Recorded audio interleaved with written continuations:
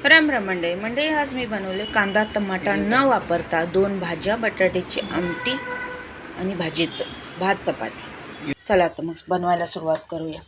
शेंगदाणे, लसूण आणि कोथिंबीर, जिरं अगोदर मिक्सरमध्ये बारीक वाटून घेतलेलं आहे, बघू शकता।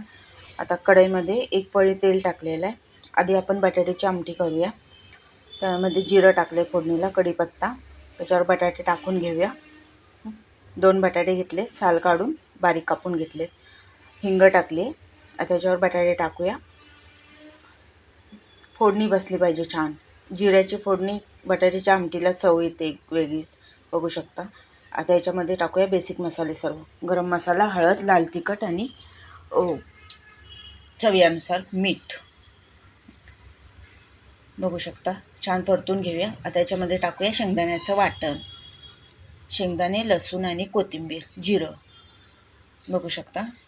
आता याच्यामध्ये आपल्याला हवं तेवढं पाणी टाकू शकतो, म्हणजे त्या हिशोबाने, असं हवं तेवढं नको, त्या हिशोबाने टाकू शकतो, बघू शकता तुम्ही। आता मी चवीनुसार मीठ टाकलेलं आहे।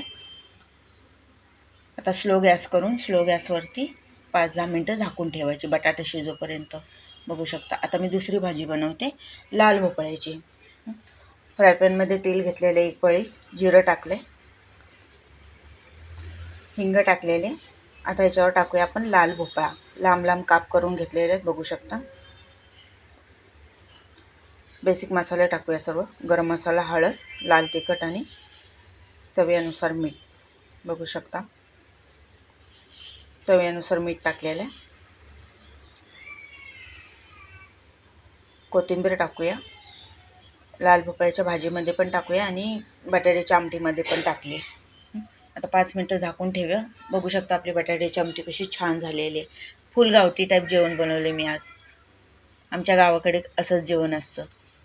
झाले लाल भोपळ्याची भाजी पण झालेली। आता मी दुसरी भाजी बनवते, ती म्हणजे गवारची भाजी बनवते, बघू शकता। गवार अशी कापून घेतलेले, स्वच्छ धुवून घेतलेले, कढईवर तेल टाकले, तेलावर जिरं टाकूया फोडणीला, हिंग टाकूया आणि गवार टाकून परतून घेऊया।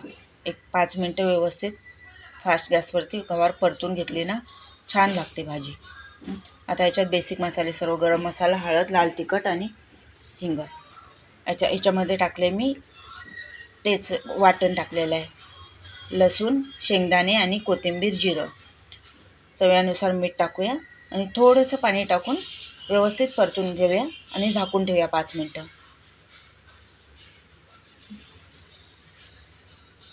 बघू शकता। आता मी पीठ मळायला घेते, चपात्या करायला।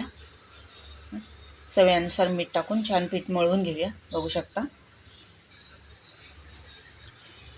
तोपर्यंत आपली गवारीची भाजी बघू शकता छान झालेली अशी व्यवस्थित। आता तवा तापायला ठेवला आहे मी, माझ्याकडे तवाही लोखंडाचाच आहे आणि 1 कढई लोखंडाची, अशी म्हणजे दिवसातून एकदा तरी लोखंडाच्या कढईमध्ये मी भाजी बनवतेच। झाली आपली चपाती लाटून, आता व्यवस्थित भाजून घेऊया, बघू शकता। ते कशी मस्त टम्म, बघू शकता।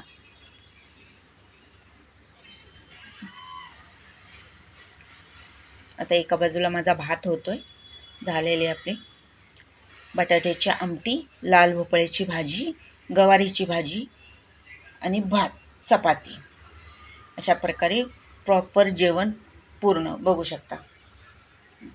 बनवून बघा, बिना कांदा टमाट्याचं शेंगदाण्याचं जेवण।